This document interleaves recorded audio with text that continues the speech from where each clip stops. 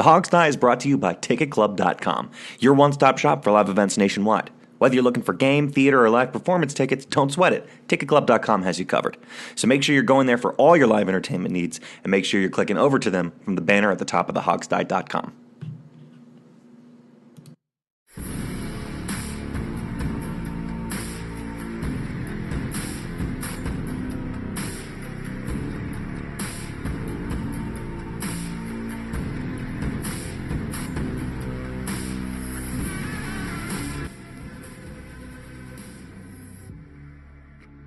Welcome back to the Hog Sty, DC's unofficial leading source for all things Redskins and the NFL, brought to you by TicketClub.com, your one-stop shop for live events nationwide.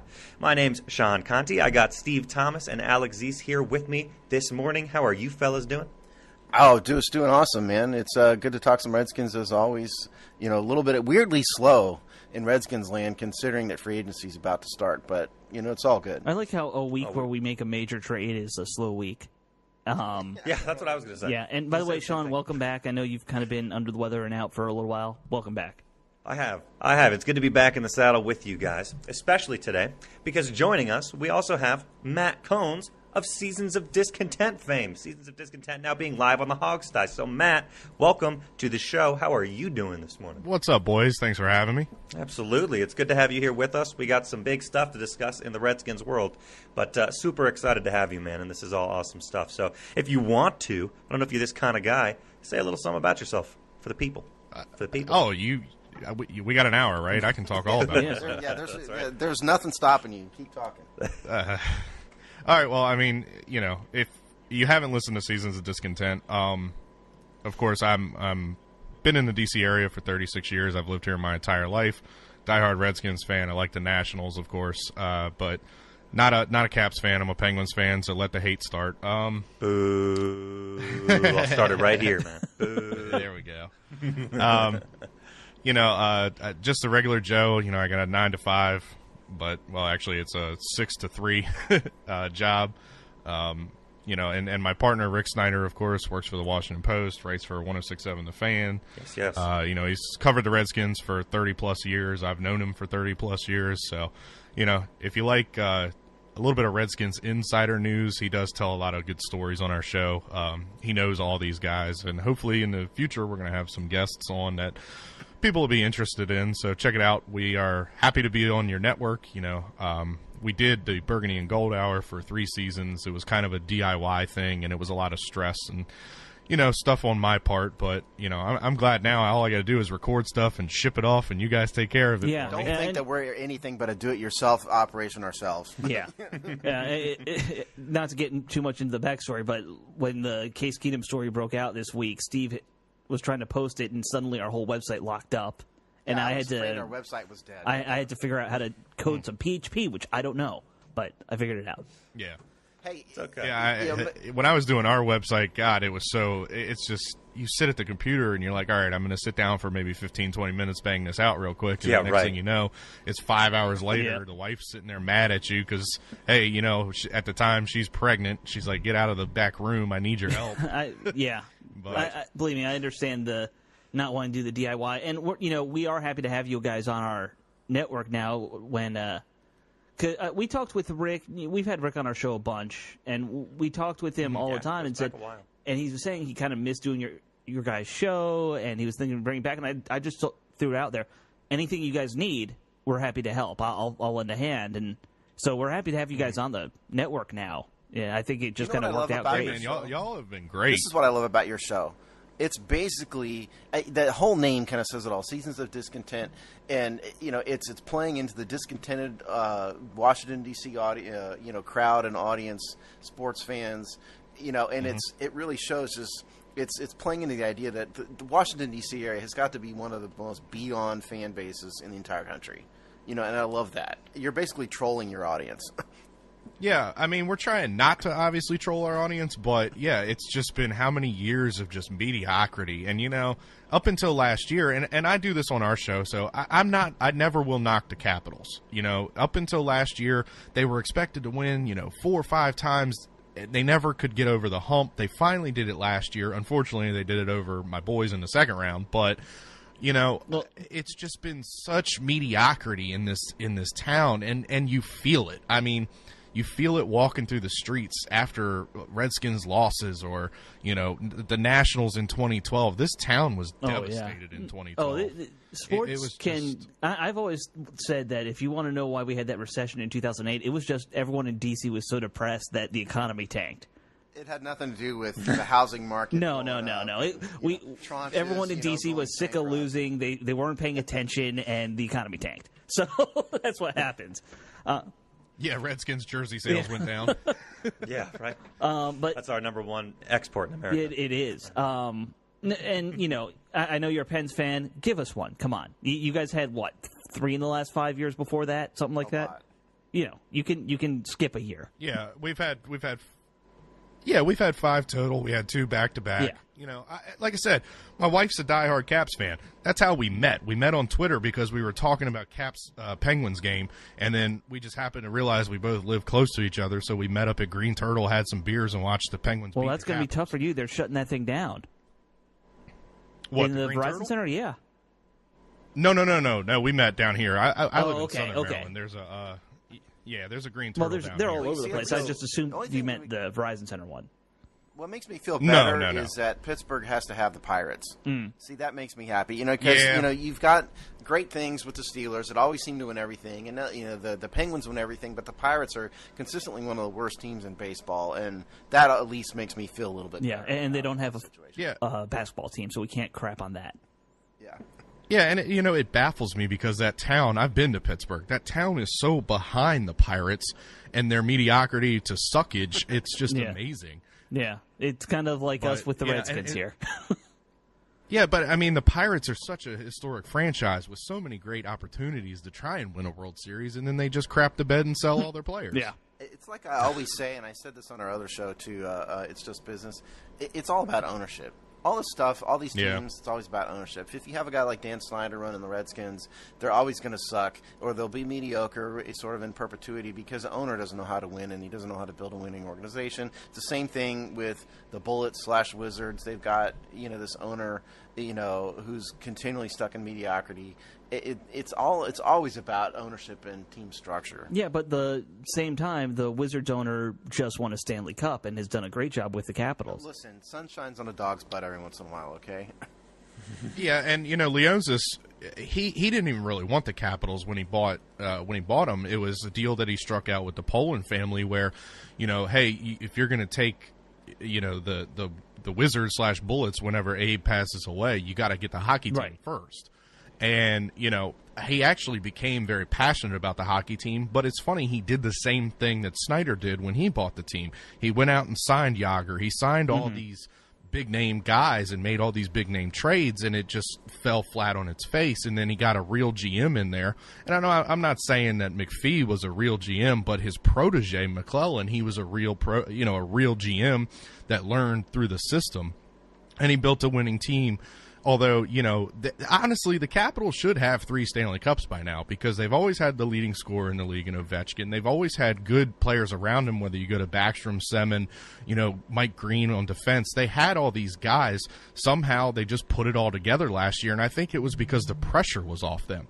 And, it amazes me because there's no pressure on the Redskins. I don't understand how they don't win anything. They have no talent, that's why. I mean... Yeah, that's true. Well, that's why we do this show, and they give us so much great material to work with. Yeah. Because we can pick, pick apart that exact question. Could you imagine doing a podcast in New England? What would you talk about? Yeah, it would be so boring. Yeah. We would talk about how great Tom Brady is for an hour every single week. Yeah. I saw a up, picture of Tom Brady with no shirt on. It was wicked awesome.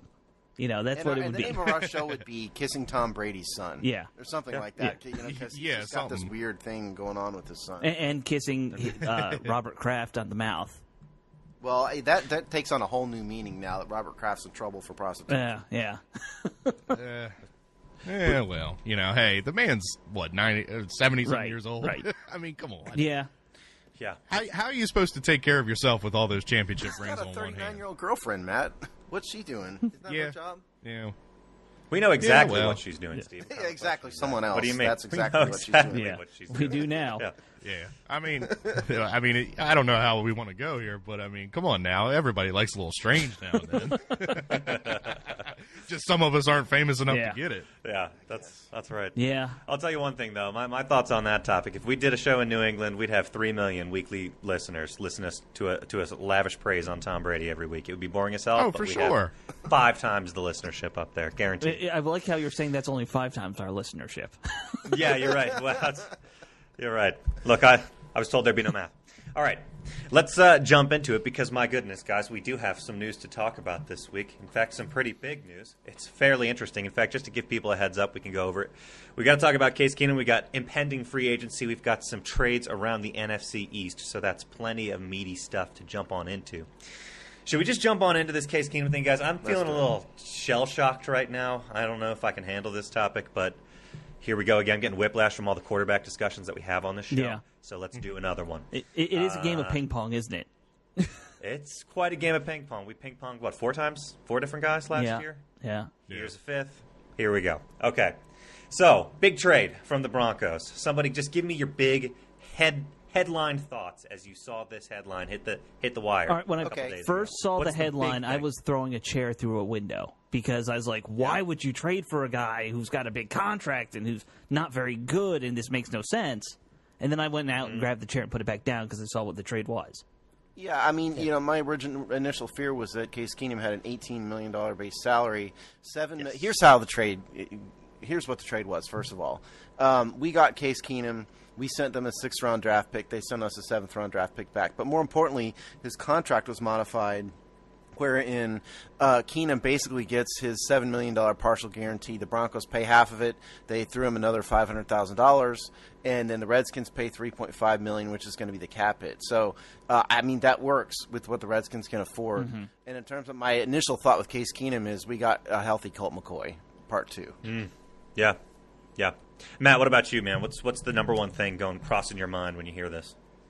I think I was with you guys, too, where I thought, how do you trade for a guy with that cap number? But then as the deals roll out, you're like, okay, this doesn't preclude them from going out and getting a Rosen or drafting Daniel Jones in the first round, however they want to go. Obviously, the way that Murray performed at the Combine, it kind of turned the draft upside down. And I understand what Kingsbury wants to do if he does go with Kyler Murray. He has, usually a new coach wants to bring in his guy. And if he thinks he can win with that guy, then so be it. But also, there is kind of a little underlying thing that not a lot of people are talking about here. Keenum played for Kingsbury or something like that when he was on some college staff, so they're saying that maybe the rework deal, it somehow, if the Rosen trade does come up, we kind of have that extra bargaining chip to where we could say, look, we'll throw you a 3rd-round pick plus Case Keenum. You can have a guy that'll battle it out, mentor with Murray in training camp and stuff, and then you have a solid backup in Arizona while we get the young player that we've been thriving for in this town for years since Robert fell flat on his face. It's kind of a wait and see game, but I'm more on the skeptical side where I don't trust anything Bruce Allen does, and I don't know who's running the show. You fire all these guys in the offseason, which is probably the most untalked about story in this town, where you fire all these guys, you elevate Bruce Allen to another title. You have Doug Williams, you have A.J. Smith, you have all these guys that are in the building that supposedly know what they're doing, but you're still kind of handcuffing them and not allowing them to do their job because Bruce wants to play fantasy football with Dan's money. Well, it's the same thing that it's McLuhan, it's Lafamina, it's the same thing they always do. It's bring a bunch of guys in, but like you said, don't trust them, keep Bruce Allen around, let him keep running the show. Lots of ambiguity about who's calling the shots. It's the same thing it always was. Yeah, I mean, in terms of this deal with Case Keenum, and Cliff Kingsbury and all this stuff. First of all, I'm not so sure that the Cardinals aren't just trying to drive up trade value of their number 1 pick. I mean, it would really be a bold move for them to trade last year's number 10 overall pick to draft another quarterback. And they're not going to get a first-round pick for him, so that's really throwing away a lot of value. I think that's crazy, and I'm not convinced that the Cardinals are going to do that, number one. And I think, we're overthinking this. The Redskins needed a quarterback. They couldn't, even in anybody's wildest fantasies, expect Colt McCoy to start 16 games. Yeah, or at this point, Alex Smith. At this point, yeah, or Alex Smith start any games at this point, right? So right. I mean, what are they going to do? Were they really going to bring back Josh Johnson? I know Bruce alluded to that, but they needed a guy who could play. And Peyton Manning wasn't coming to the Redskins. Or the next coming of Johnny Unitas or Aaron Rod. Nobody like that is coming to the Redskins. Case Keenum was probably about the best they could do for a reasonable price. I think that's what this is all about ultimately. Can we? I mean, we definitely have to talk about what he brings to the team in terms of his play. But can we stay on that vein for just one more second and talk about the value of this trade? It seems like this is a huge bargain for Case Keenum. I mean, they really, it seems like a fire sale practically on him. I mean, we gave him a 6th, they're giving us him and a 7th for not a and they're taking money. Amount. Yeah, I mean, this seems like help me understand why someone would price their guy so low. I can tell you why. It's because they can't afford to have Joe Flacco and Case Keenum on the roster at the same time. So it's just get rid of him for the first decent offer you can get. They were going to have to cut him, get rid of him some other way, and they got some value out of him. Now I don't trust John Elway. I think John Elway is a fool when it comes to quarterbacks. He proved he doesn't know what he's doing, which is weird considering he's one of the greatest ever. But anytime John Elway selects a quarterback, it's like the kiss of death. Now we've got this guy trading for Joe Flacco, who's the definition of overpriced mediocrity. Good luck. And the problem is that Elway is sitting here looking the whole time for himself. Yeah. He's looking for a quarterback just like himself. Well, that guy doesn't exist anymore. I mean, it's very rare that we find a Hall of Fame quarterback in the draft where he was selected. And, Elway's got his own baggage. We all know about that. Right. But I think that also the Redskins were actually kind of smart in this by going out, making the deal, because if you let a guy like Keenum hit free agency with the crop of quarterbacks that are out there, he was going to catch pretty decent money. Yeah. So, you were smart to go out. I think it's a low risk, kind of a high reward type trade, which we don't do very much, but, a 6th for a 7th and a player. I mean, come on. Yeah. And you, this is a hockey trade where they ate half the money. I mean, this is kind of unheard of in the NFL where they eat the money. That's what I mean. Yeah. Surprising. And it's the Flacco deal. I know there's mixed reports whether or not the Redskins were in on Flacco. I don't think they ever were in on him because they can't afford him. It's the same thing with you're hearing the Redskins connected to every big name free agent and every quarterback. I've heard Andy Dalton, Tannehill. I know. Tannehill. Those guys, we can't afford that guy. While Alex Smith is sitting on the sideline with a bird cage wrapped around his leg. That's right. Yeah, and I like that. It is kind of funny how this issue with Elway trying to find quarterbacks, it's not unlike our own issue where you got Doug Williams, Jay Gruden, Kevin O'Connell, even you can kind of throw Bruce in there. Bruce played quarterback in high school until he got hurt and then became a punter. We have like 40 ex-quarterbacks somehow in our coaching staff and GM office, and we still can't find a quarterback either. So, let's be honest. There's something about ex-quarterbacks who they struggle to find good quarterbacks. I don't know what it is. Let's talk about what we're getting in Case Keenum. Yeah. Because I think it's safe to say that, first of all, to back up the story here is that McCoy and Keenum are going to compete to be the starter next year. They both have the same cap hit, basically. Yeah, basically, you have to think, to me, that McCoy has a leg up just because Jay Gruden loves him so much. Whatever naked pictures that, Colt has of Jay, he's threatening him with by now. No, but you overvalue Colt McCoy. Given how Jay talks about Gruden. Colt, it might be Jay has naked pictures of Colt, not the other way around. Well, maybe. So, that's a little bit weird. But they've got it on each other. Mutually assured destruction. Okay, so Case Keenum, 6'1", 215 pounds out of the University of Houston. He was an undrafted free agent, 2012. Spent a year on the Texans practice squad. Yep. Played half a year in Houston the next year as a result of an injury to Matt Schaub. Got cut. The year after that, spent with St. Louis. Started for a few games for St. Louis. Got replaced with Jared Goff, and then went to Minnesota. Started an entire year in Minnesota. That was by far his best year, and we'll get to the numbers here in a second. And then signed the big 2-year deal with Denver, and here we are. So as his career, he's 62% completion percentage, 64 touchdowns, 42 interceptions, average quarterback rating of 84.5. But here's the thing.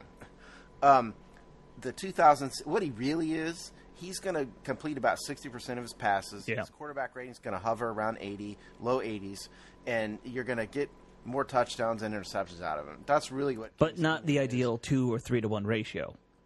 Yeah, well, the Minnesota year, he was much better than that. Yeah. Career year, 67% completion percentage, 98.3 rating, 22 touchdowns, 7 interceptions. It helps when you have Stephon Diggs, Adam Thielen, elite offense. Ding, ding, ding. Yeah. So a bunch of stud receivers. Yeah, and here we've got Trey Quinn and Josh Doxson and, the bastard broken version of, Jordan Reed. So I think what we're going to see is the every other year version of Case Keenum, which is what we should have expected with Alex Smith, but, we were dumb, at least I was dumb enough to buy into the ideal version. So I'm not doing that again. Yeah, I mean, I think you got to look at Keenum a lot like Smith, a lot like McCoy, where these guys are only going to get you as far as your weapons. Yeah. And we have not had good receiving weapons since we let Garcon and Jackson wander off into the sunset for nothing. Crowder's probably not coming back. The stories out this week are basically he's looking for $10 million or more, which the Redskins want. That's the average value. If you look at market values this year of receivers, and you've got there's a bunch of pretty good receivers out there. The top end market value is about 10. Yeah, and so that's where Jameson Crowder is getting that. And so even if you back that out to about 8 a year or so, it's still a lot of money for the Redskins. Yeah. And that's frankly, a lot of money for a slot guy. Well, I mean, what's his name last year got, with the Vikings, went to the Browns, help me, Jarvis Landry. He got more than that, but he's an elite performer. Yeah. But the other thing about it is, do you want to let the only quality receiving talent we have go? Yeah, I mean, it's a and I'm a big Crowder fan. I don't necessarily want to see him leave. I don't like that price point, though. No. Yeah, and I think that's where we are. I mean, the Redskins are bargain bin shopping. It's going to end up, if they do make a splash in free agency when it comes to wide receiver, it's going to end up being a 31-year-old Demaryius Thomas. It's not going to be, I know Randall Cobb's on there. Like, there's some big-name young guys that are on this list. Randall Cobb would be ideal. Randall Cobb would be ideal, but we don't have the money. No, I mean, he's Neiman Marcus, and we are at the dollar store. Yes. Yeah. Yeah. Yeah, and that's the thing, and that's where they're going to go. They have to go with a guy like a Demaryius Thomas, I think. And look, Demaryius is 31 years old. He's may have some time left. He's coming off an Achilles injury too. I don't know if he's coming off an Achilles, but where did he play before he went to Houston? He played with Denver. Yeah. And who was the quarterback last year? Keenum. Yeah. There you go. You got to connect the dots sometimes, but the dude can't walk, man. I mean, why would you bring him in if he's got a torn? I mean, I get it. You're right. You're right, and I don't agree with the Demaryius Thomas thing, but you're right in concept, which is we're going to end up with a guy like that. Yeah.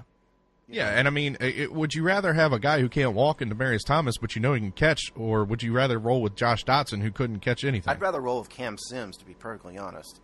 Yeah, but do we know what Cam Sims is? I mean, this team and this fan base fall in love with these guys in preseason. Yeah. I mean, you go back to your Marcus Masons and guys like that.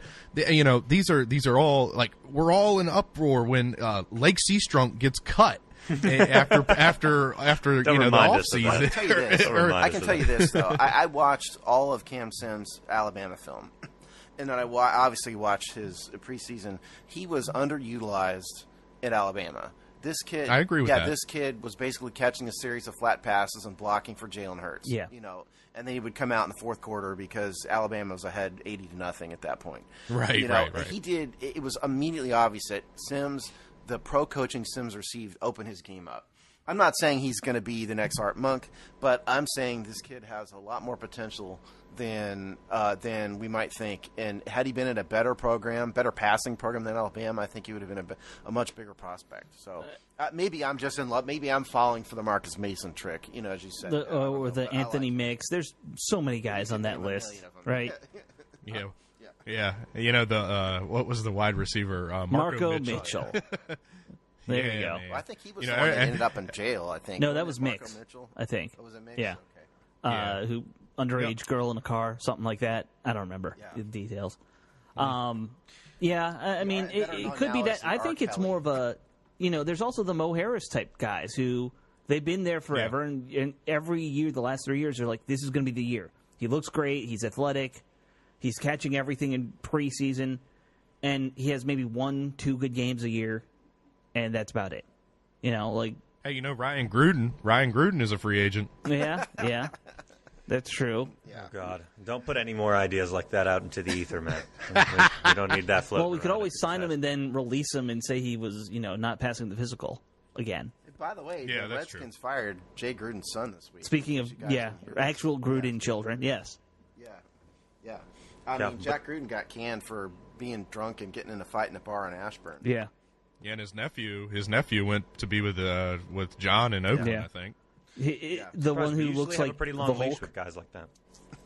Yeah, I like to call him PC Principal. He looks like PC Principal from South Park. Nice. But anyway, in terms of free agency, I mean, Randall Cobb, I think, is the guy that would maybe be best for us. But you're exactly right. I mean, the money isn't there. I mean, I think they're going to have to get the talent in the draft. I think this is a year that the Redskins, we said this last week, Alex, but, Matt and Sean were here. Do you want to go get the big X receiver, downfield X receiver like DK Metcalf? I mean, there's N'Keal Harry is another number one or a first-round wide receiver. A guy like that is who they need. It would mean giving up on Josh Doxson, but, I mean, so what? Well, they're going to decline his option next year anyway. The guy has turned out to be nothing. Yeah. And I'm sure the kid has all the potential in the world, but I don't know what it is with this area. He can't get in sync here. And it could be the 4 different quarterbacks thrown to him last year, but he doesn't have the talent. No, and I his numbers aren't that off from the year before. Overreached. Yeah, we reached for him, I think, and and that's another thing too. You mentioned McLuhan. Everybody praises McLuhan, but God, his drafts have been. They turned out to be I terrible. don't think on this show we have not praised McLuhan on this show. Not since he left. No, I mean, yeah, I mean, I'm kind of going along the Twitter sphere, but these guys, they sit there and they value this guy McLuhan as this guru and everything, and right. God, his drafts have just turned out to be crap. I wrote a piece comparing a year ago was it last year? Comparing the drafts of Bruce Allen, Mike Shanahan, and Scott McLuhan, and McLuhan's drafts clearly were the lesser of the three. Yeah, they're not good. I mean, and real they're small sample size. Though. Yes.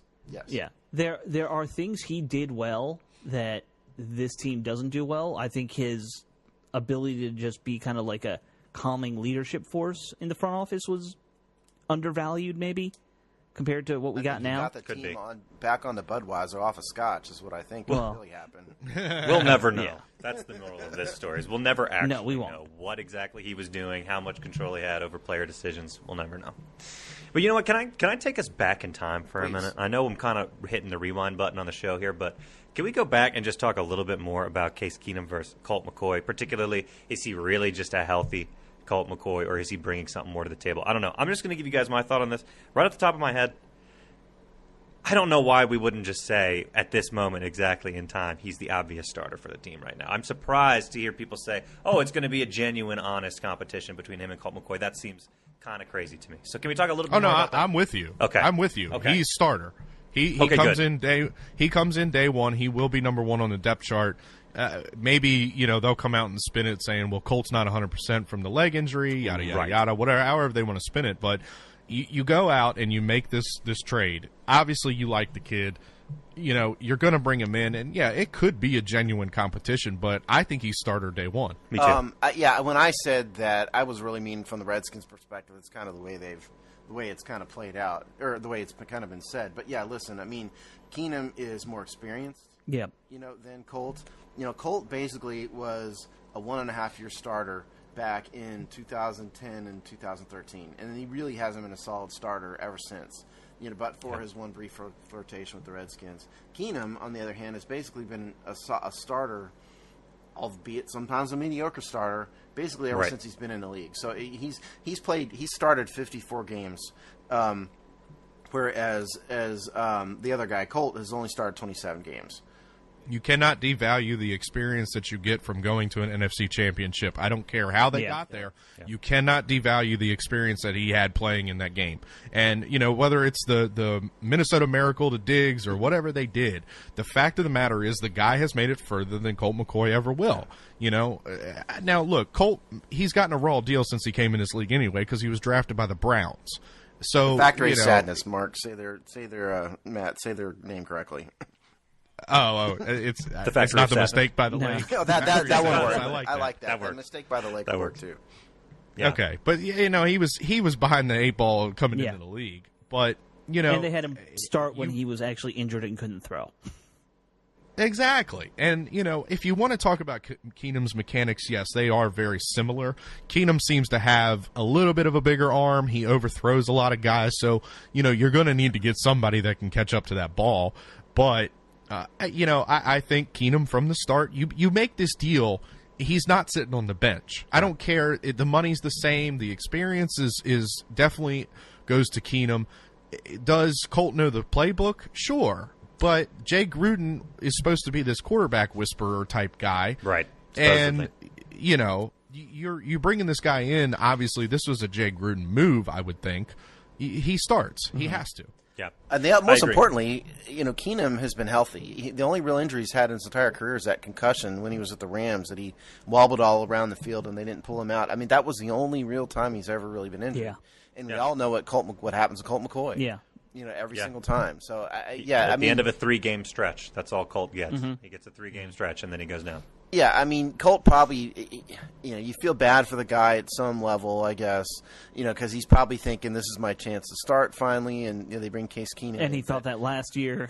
And the year before that. I mean, I think there's no question that Keenum's probably a more polished quarterback in the end if you're just adding everything up. But I still think the Redskins aren't done at the quarterback position. I think they will draft somebody. I kind of feel like this takes the Rosen deal off the table, even though I know Kime and other guys are saying that's not necessarily the case. I don't think it was ever on the table. But I see us drafting somebody in like the 5th round now as well. And I'm sort of I with watched Alex this week. on that. You know whose film I watched this week was Tyree Jackson. The kid from Finally Buffalo? got around it. Yeah, finally got around to Tyree Jackson. This guy, man, he has got a massive arm. His mechanics are all over the place. I don't know how he translates to the NFL, but he needs more. He needs coaching more than anything. Mm-hmm. He's truly a stand in the pocket and sling it type quarterback. He's just a massive project. So I mean, they're going to draft someone at the back end of the draft, that's got the arm and maybe he can become a good pro with Kevin O'Connell, as his coach. I wouldn't be opposed to it. And not to mention, I'm going to say they go with Rippin's nephew. Well, Rick's in love with Mark Rippin's nephew more than I am, Steve. Yeah, I don't know if you've noticed that on his show. He mentions Brett Rippin. He's mentioned it every show so far. But you're going to have to find him for his affections. Yeah. I guess. I don't know if it's necessarily affection for him. However, I think it's him. It's him being logical and thinking that, okay, well, he's related to Mark. They're going to do him a solid and draft this kid, and maybe he turns into something. But I don't watch enough of these guys in these lower tier schools to see them to really have an opinion on them. But I do have a question for you guys. If they go QB with 15, it's obviously now it's between Locke and the kid from Duke. I think you kind of lean towards Daniel Jones from Duke. Between those two, I would. Because everything I hear about Locke is he's not ready. I've watched both of them. I watched a lot of film on both those guys. Drew Lock is a guy who scares me. He's got the best arm of anybody in the class by far. He's got a big-time arm, and he can make amazing NFL-level plays. But at the same time, then said this a couple weeks ago, he pulls a Donovan McNabb and will throw the ball in the dirt. He's inconsistent. Daniel Jones does not wow me. He doesn't have a great arm. He didn't look that good at the combine, I didn't think. He's going to do everything fairly well. I don't think he's worth a pick at 15. I wouldn't pick Daniel Jones at 15.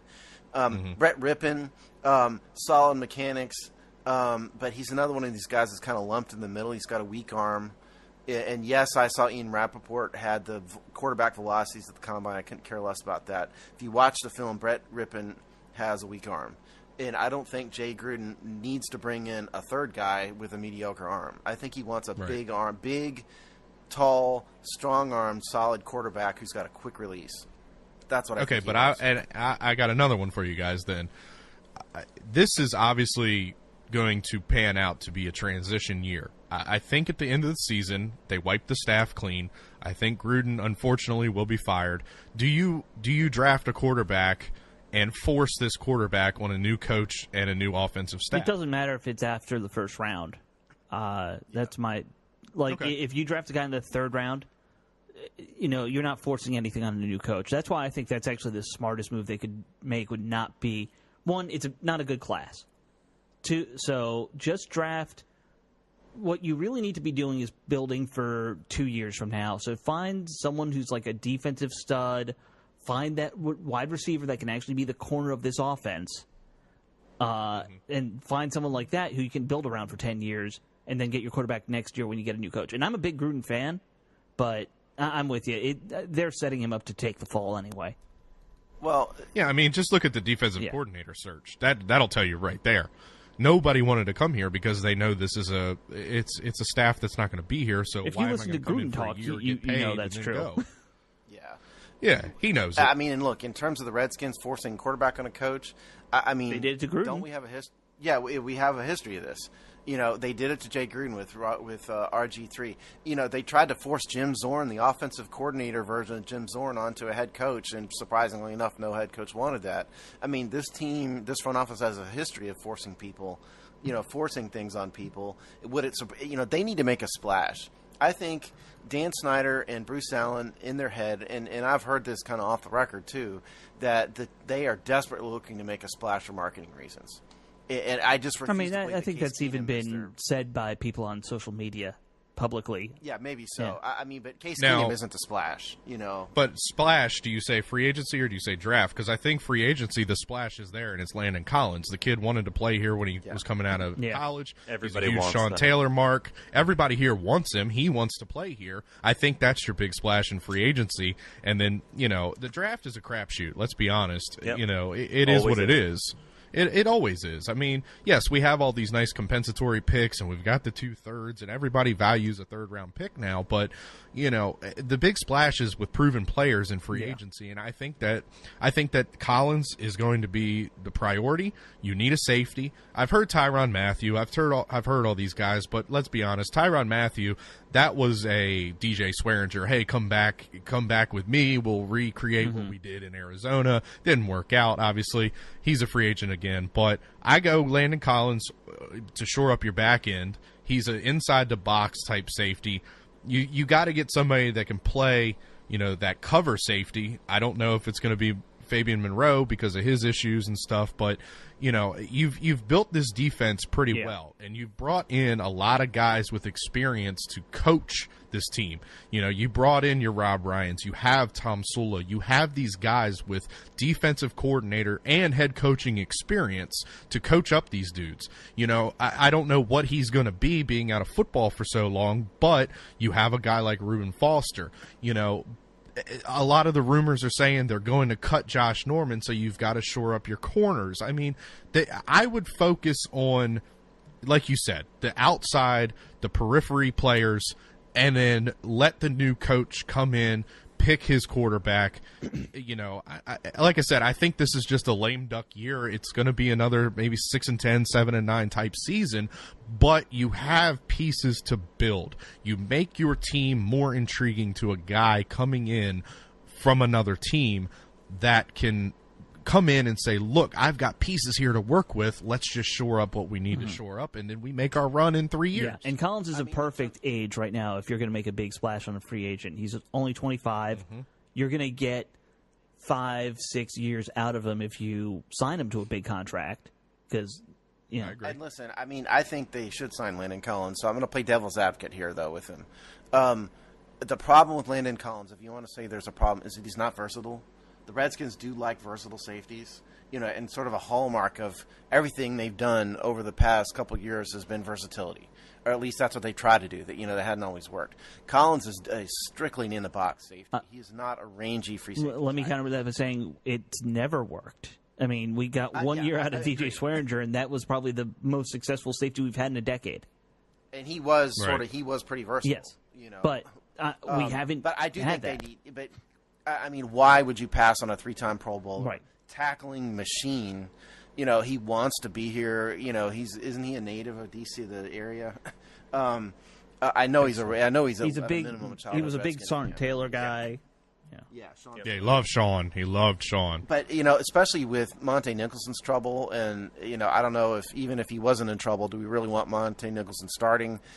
He would shore up a defensive backfield, for sure. So I do think they can afford to sign one big-name free agent.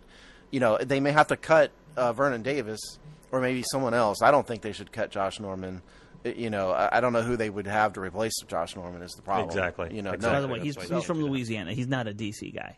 Okay, but I knew he's a Redskin. I mean, at one point he was talking about the Redskins. Yeah. Oh, yeah. Yeah. Right. So, but anyway, I think Landon Collins, is the guy they should go after. Yes, it's a marketing thing. I mean, on the other hand, though, now you're talking about marketing a safety. Right.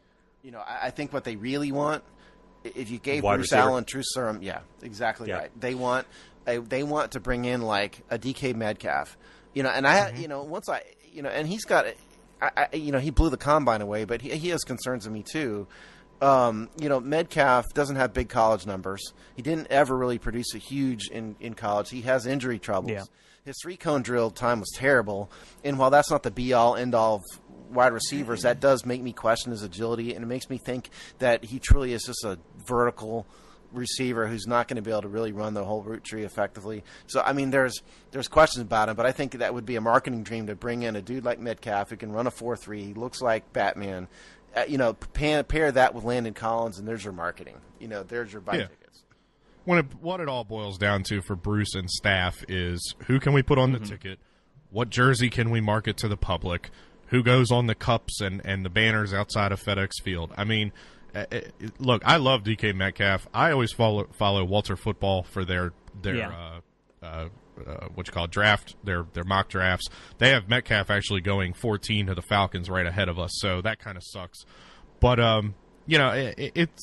it'll be interesting to see where they go. I just think the glaring need obviously is quarterback, but let's go back to the beginning. Keenum is serviceable. Yes.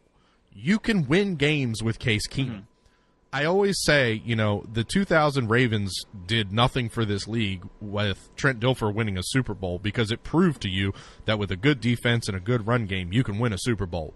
Yeah. We have Geis coming off of injury. I don't know what he'll be, what he is at this point. Guy. There's your marketing campaign. This dude is charismatic, man. Yeah. He's charismatic. Yeah. He's already connected with the fans when he bought out the Alamo in Ashburn and had everybody come watch Marvel movies with him. You have that kid right now that connects with the public, but I also think that you bring back Adrian Peterson, not necessarily for marketing purposes, but to groom this kid. Plus, he proved that he's still got a little bit left in the tank. Yeah. It's like I said, it's a weird season. It's going to be a weird season. I don't think you cut Vernon Davis because that's your security blanket for when Jordan Reed inevitably gets hurt. The guy just gets hurt. Is Jeremy Sprinkle going to be a number one tight end? I don't know. It's a really deep tight end class. It is. There's great tight ends. That's the thing. Looking at CBS mock draft, they have us taking one of the tight ends from Iowa. So Hockenstein is the guy who's the complete inline blocker, good hands. Noah Fant is Jordan Reed part 2. Yeah. I don't know, it's not the injury, but play style. But Irv Smith is kind of a back of the first round draft guy, again, not an inline blocker. There's a number of tight ends they could draft high if they wanted to dump Jordan or Vernon Davis. I've advocated cutting Jordan Reed too. Nobody agrees with me, but I still think I'm with you. Get rid of Reed. Yeah. I honestly, I've seen enough. His best days are behind him. Look, you and me, Matt, we're holding up that flag. We're going to die on that hill. I don't understand why you want to get rid of Vernon Davis. That's a proven veteran that's still got something left on the tank. That's only $3.5 million. What does he have left? I think that the tank is on about an eighth of a tank left. That's hey, you know what? Maybe he scratches a couple pennies together and puts a little bit extra in that tank. Come on. I think you can get something out of him, but really he shouldn't be more than your third tight end. Truly. That's the problem. He's they could save $4.5 million or $5 million by getting rid of him. Yeah, the price. I get what you're saying there. His price tag is pretty high. Yeah. The one guy I am on the get rid of Norman train. That's the one guy who I see I have no interest in keeping anymore because I don't think he's actually interested in playing football at this point. So no, doesn't play like he's interested. No, he doesn't talk like it. He doesn't play like it. To me, the minute someone Sean goes is on Dancing with bashing the Stars, I just want to cut them. Sean's bashing a fellow Chanticleer, though. Yeah, it's a tough one for me. Let's not talk about it. That's a tough one for me to deal with. He's got to be the most successful athlete ever from Carolina Coastal, right? Yeah, I mean, we had Tolbert, we had Tyler Thigpen, we had him. He's definitely reached the higher echelon. Yes, I think he's better than Thigpen. He's definitely a little bit better than Tyler Thigpen. A little bit. Yeah, I don't know. I'm not. This whole thing is tough. I guess of all the people that we've just brought up, it's a little harder for me to. I don't know. With Jordan Reed, my head says go, and my heart says no. Please stay. So that's a tough one. Vernon Davis would probably be the one because of the price tag. I think Josh Norman maybe gets another chance. I'm a Terp fan, man. It's hard to say cut Vernon Davis. See, now we're getting into the real stuff. That's why. That's the truth is coming out. Yeah, but here's the problem. You though. talk. The problem with it is that T.J. Hockenstein is not a guy that they're going to market. Right. You know, you're not going to market a tight end. You can market a wide receiver, especially. We marketed the hell out of Chris Cooley back in the day. Yeah. Chris Cooley kind of did that on his own true. as well. Yeah. Let's not forget. Yeah. But T.J. Hockenstein is not going to be the guy that's going on the coffee mug or whatever on the front of the the game. Yeah, I don't know. I have a 7-Eleven mug behind me with Alex Smith. How did that work out? Alex Smith's a quarterback. Yeah. But he's also marketable. That's a handsome dude. Yeah. I mean, it would have been fine if he hadn't torn his leg to shreds. I mean, we wouldn't be having this conversation. That was his in terms of marketing. That was not successful. I mean, let's be honest. The fans did not get excited about Alex Smith in terms of the general public. Hardcore fans like us, yeah, we get excited, but most people see Alex Smith and think, "Oh, there's a 3-11 quarterback right there." But they were still... I got a buddy of mine that's a Kansas City Chiefs fan, and he texted me the moment it went down and said, "Man, y'all got a good one." I said that on this show, and turns out, that's what I said earlier in the show. I got suckered into we're going to get the best of Alex Smith instead of, what Alex Smith has been every other year. And, I'm not buying into this with Case Keenum this year. I'm not buying into it. We are not going to get 2017 Case Keenum. I refuse to accept that. I don't think we're getting that. But I do think we're getting at least a guy who can handle it. Yeah. Well, we're going to definitely get a guy. Yeah. We're getting a body. Let's be honest. There will be someone there. It's definitely going to be a guy. All right, well, so should we hit the pause button on this conversation briefly? We got about 15 minutes left, and we do have those two other NFC East trades to discuss. Sure. Do we want to just do that real quick? The two big ones that happened, it was the Giants got rid of Vernon and traded him for a guard from Cleveland, Zettler, which is the most, Cleveland-y sounding Polish name I could think of. Definitely talk about that. So, Giants getting rid of, pass rushing for blocking. I guess they still think that Eli can somehow throw the ball if he's got blocking.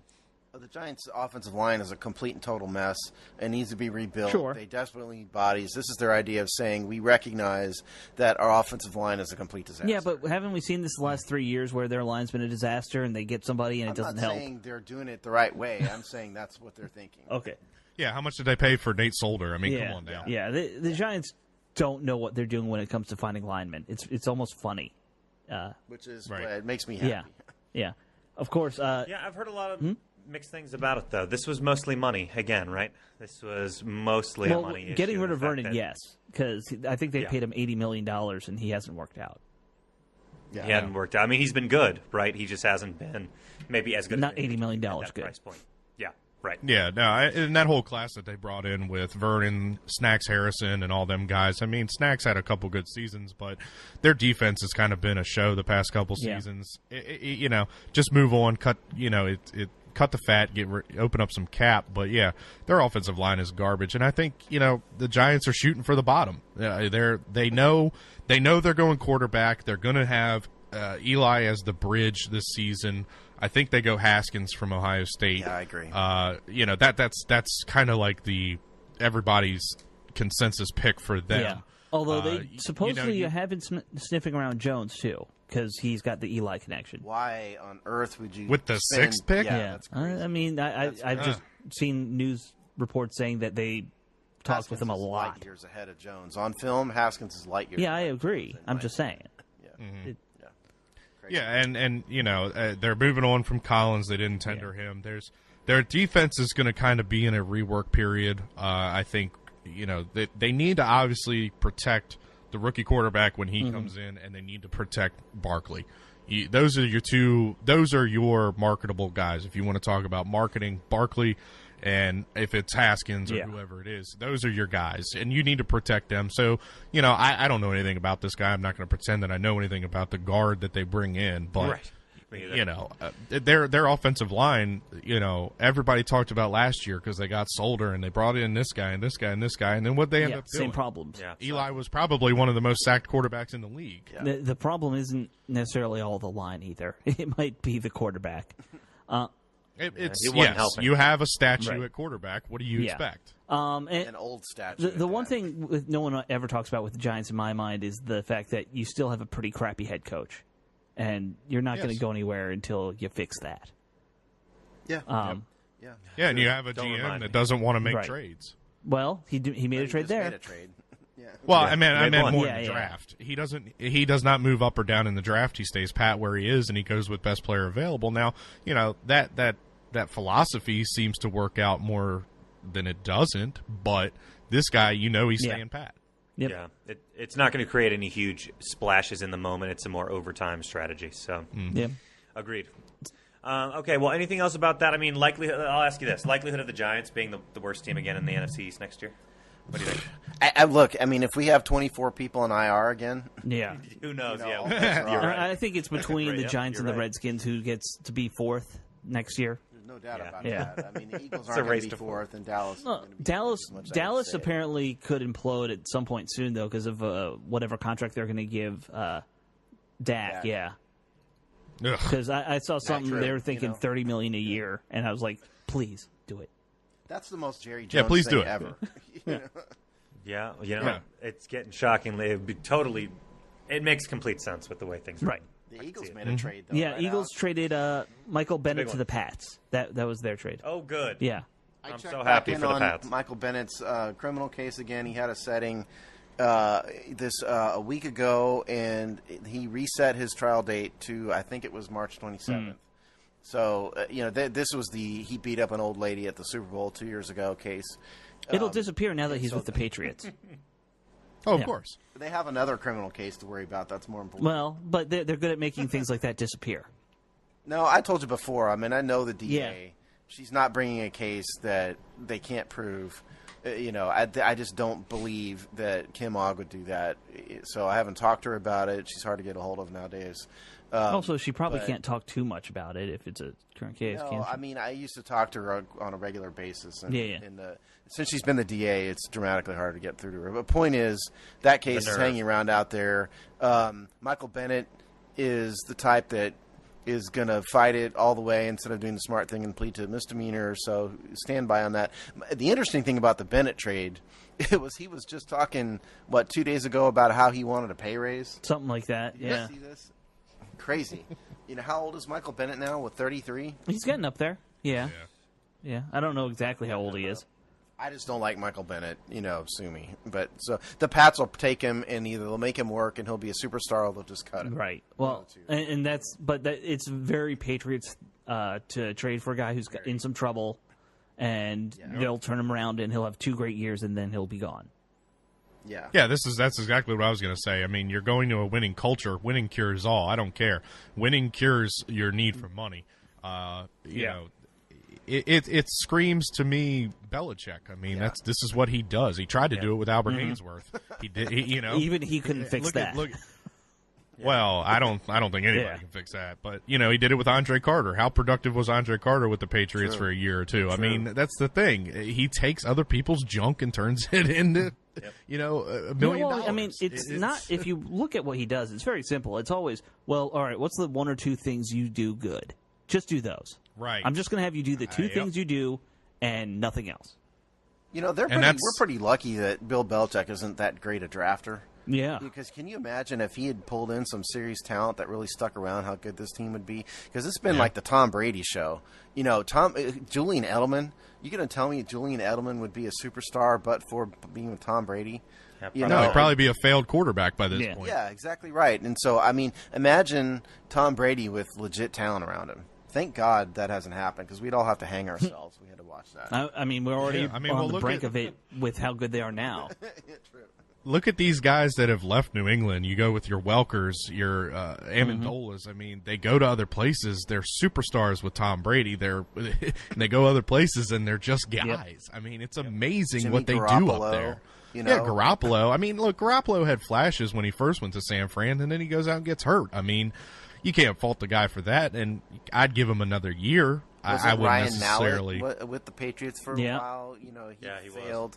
Matt Castle was a superstar in for a year when Brady was out with his ACL, and he went and didn't do much afterwards. It's Brady and Belichick they have some kind of magic potion they've drank or something. Anyway, I'm sick. Let's not make this a Patriot. No. I'm tired of them. How about Antonio Brown? Do we want Antonio Brown? No.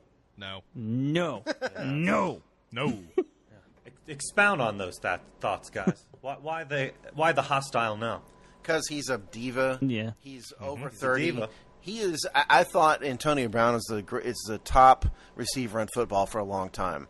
But he that was. Interview he did. He undeniably was for a couple of years. And just as an aside, to whatever the Steelers are doing to their culture, they've alienated the top running back and the top receiver in football. But that aside, I mean, that interview that Antonio Brown did this past week, he came across so bad on that, like such an arrogant, conceited diva that was going to cause problems. The rumor is he wants to be the highest paid receiver in football. That is the kind of thing is the last thing the Redskins need is somebody with that kind of attitude. Yeah, we talked about it with Josh Norman, and I'm sorry to cut you off, but we talked about it with Josh Norman.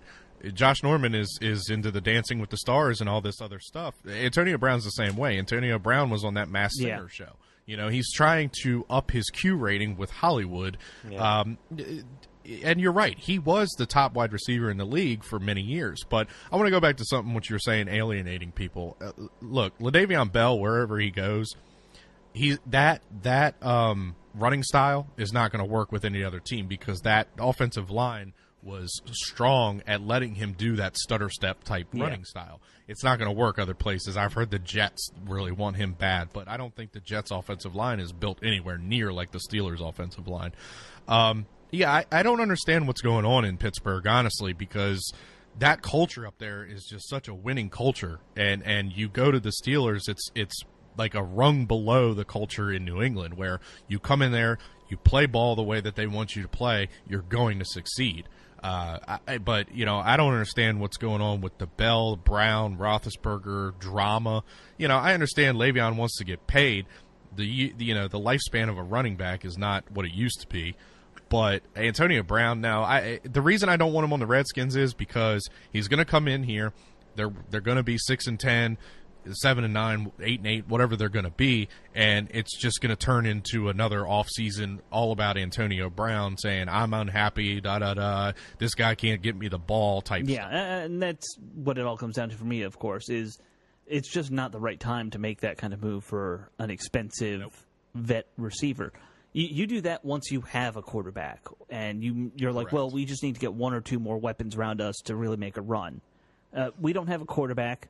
We have way too many holes on the line. It's just not the right time to make a move for a 31-year-old, $15 to $17 million receiver.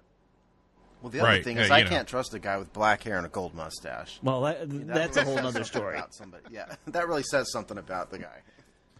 Yeah. Well, you don't have to invite him over to your grandma's house, Steve. He just has to catch some touchdowns for you. My grandma's dead, though, Sean. Thanks for bringing that up. God, I always do that. Damn it. Classic Sean. All right. Wow.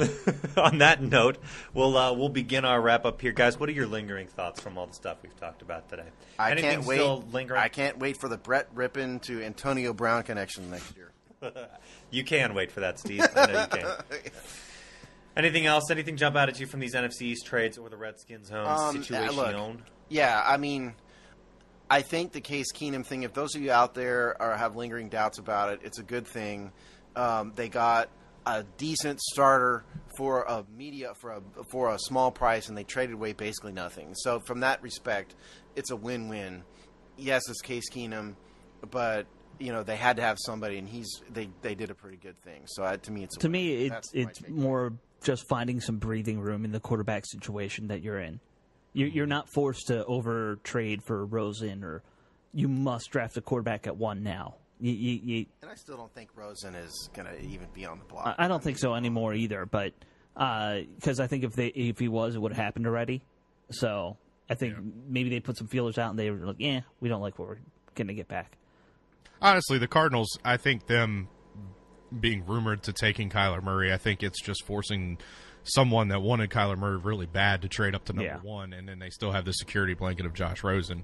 Rosen, this is a guy, let's not forget, that the Cardinals went up to 10 to get last year. This is somebody that they really liked. And also, I think if Rosen is moved, 3 coaches in 3 years, 3 different philosophies in 3 years, that's going to be kind of an issue. I do think he would work with Jay Gruden really well, though, with Rosen's skill set, but that's another discussion. Yeah. And let's not forget the $2.5 million cap hit for the next 3 or 4 seasons. You control this guy at no money whatsoever, and you could have a stud. Yes. I think it's more wishful thinking with Redskins fan bases. We've never done that before. No, not at all. Us? Hey, you talk about lingering thoughts. I want to get your thoughts on Robert Griffin tweeting out, that's what the fans want. Dude, can you just go away? God. Yeah. There's so many lingering thoughts on Robert Griffin. You can't open it. And he's now claiming he's still a fan of the Redskins. I don't buy that for a minute. My lingering thought about him is I don't care. A tweet away, I don't care. Yeah. I mean, now, but of all of us, you were the biggest Robert Griffin fan there. Yes, I loved him. I liked his skill set. What I was a fool to believe was that he could transition from no playbook at Baylor and become a pocket passer in Washington. That was what I was a fool to believe, and I thought he could do it because he had the great arm, and he seemed like he's a very intelligent guy. And it just didn't work. I totally blew that. Sorry to say. And Mike Shanahan was a wrong coach for him, I think. I don't want to relive that. Yeah. I mean, I don't have any ill will for the guy. I have too many other things to think about in my life. Tweet whatever you want. I don't care. To me, what says more about Robert Griffin's character than a tweet is the fact that he abandoned his first wife and his baby and has a new wife with and a new kid and seems to be ignoring the old one. So that bothers me way more than anything he's going to tweet. Yeah. I think Robert Griffin, it's Robert Griffin on an alt account that's messaging Mason Foster and Swearinger and everybody during the season. Maybe Griffin has hacked into Mason Foster's Twitter. He's got nothing else to do. He's like a third-string quarterback. He's making. No, he's two now because they got rid of Flacco, so he automatically gets elevated to 2. They'll draft somebody or something, and he'll be 3 again. Trust me. Oh, he will. He's lucky to have a job. He's Lamar Jackson's mentor. Think about that. Oh, God. Sorry. Godspeed, Lamar. That's all right. I don't like Baltimore anyway. Yeah, that's good. I never liked that town. All right. No. Beautiful. Well, we'll cut it off there. This has been a great show, Matt. It's been awesome to have you. This is Matt Combs, who is doing this beautiful show, Seasons of Discontent, with Rick Snider on the Hog Sty. Matt, thank you so much for being with us today, man. Thanks for having me, guys. This was fun. Good to talk to you in person finally, Matt. Yeah, absolutely. I'm just glad that we're a real network now. That's right. Yeah. Look, we're becoming real guys. It's happening. All right, well, we will leave it there. We will be back with you guys, obviously, next week for another episode. Keep coming back to thehogsty.com for new content throughout the week, and we will see you then. Take care.